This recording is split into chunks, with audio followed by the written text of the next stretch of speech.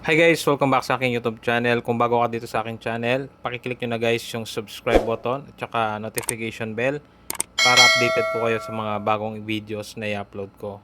So ngayon guys, pag-usapan natin yung mga iba't ibang coins na binibili ng mga buy and sell at saka nung mga collector. So mostly itong i-share ko sa inyo guys is part ng BSP series. So yung BSP series guys, ito yung mga medyo old version ng ano natin, mga barya.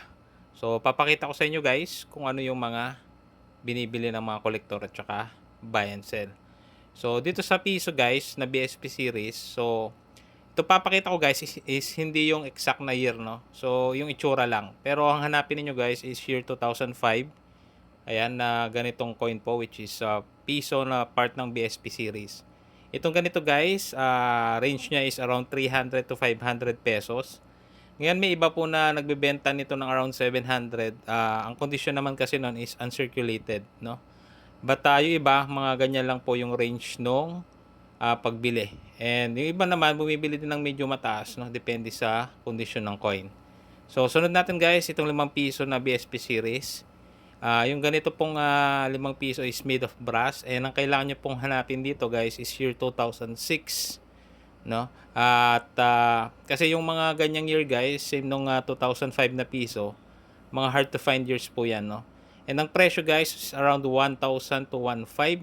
Depende na lang din sa buyer guys, no? Or dun sa may gusto ng coin. So, mas maganda yung coin niyo, possible po na mas mataas po nila kuhanin. And at the same time, kung medyo nagba-buy and sell yung isang tao, pwede siyang bumaba or kunin po sa inyo ng medyo mababa sa 1K. So pagdating naman po sa mga ibang coins, ito po may example ako dito ng commemorative coin kasi madalas pong itanong ito sa aking video kung may value po itong ganitong coin.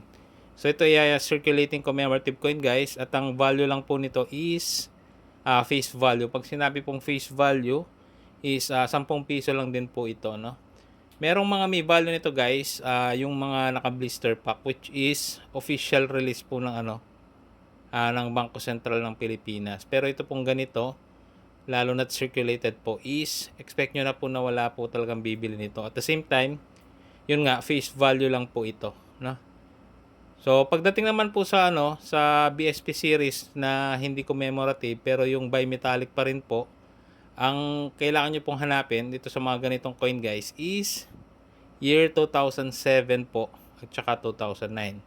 So inuulit ko po guys, year 2007 at saka 2009. So wag nyo pong ipagbaliktad sa ibang denomination, no? So sa 10 piso guys, 2007 at 2009, presyo po niyan depende sa bumibili pero nasa range po yan ng yung pagka maganda po yung condition, syempre mas mataas po yung kanyang value. Ang pinaka price range po nitong coin nito is around 1,500 to 2,000 pesos. So depende na lang guys, may iba kasing kumukuha niyan, lalo na kung maganda yung kondisyon, ng around 2,500. So check nyo na lang guys yung year ng mga barya ninyo.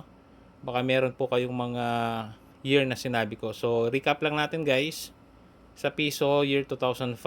So presyo niya is around 300 to 500. 5 piso is 2006. Presyo niya is around 1,000 to 1,500. So depende pa rin yan guys. Pwedeng mas mababa dun sa binanggit ko or pwedeng mas mataas. Then sa 10 piso na year 2007 at 2009, nasa around 1,500 to 2,000 pesos. So pwedeng tumaas, pwedeng mas bumaba siya guys, no? So yun yung mga guys, mga hard to find years ang tawag po doon kasi mahirap silang hanapin. At the same time, pagka maganda yung kondisyon, syempre mas mahal pong mabibili sa inyo.